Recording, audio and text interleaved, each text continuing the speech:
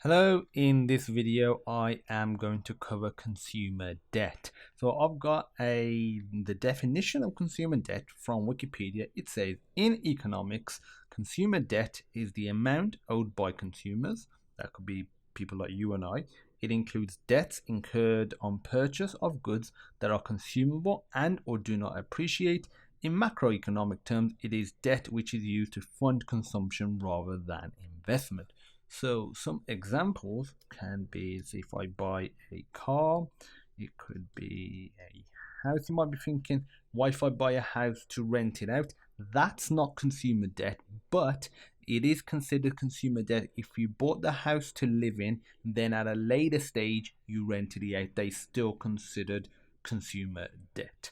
Okay, and it could be like a phone, it could be a watch, could be clothes. I think you get the picture. Is literally you know anything, any sort of debt that you get that's not forming an investment. So if you buy property to rent out, if you buy, I don't know, some bonds or some stocks, for example, that will not be consumer debt. But anything else that you get on debt, it's part of the consumer debt.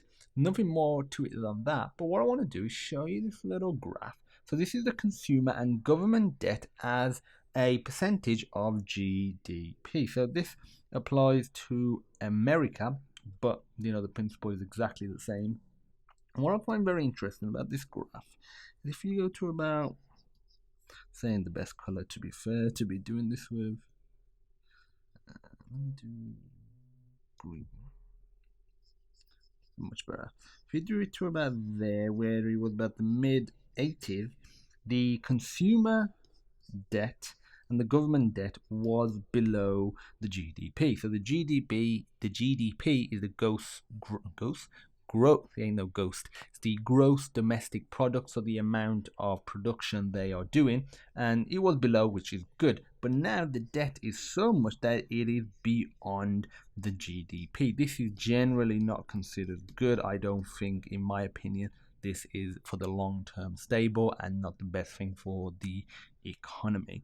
So the consumer debt has been going up. It includes mortgage debt, obviously, houses, motor vehicle, cars, credit cards, anything that you can purchase on. You can purchase literally anything on there. You can purchase teddy bears, you can purchase speakers, TVs, phones, whatever.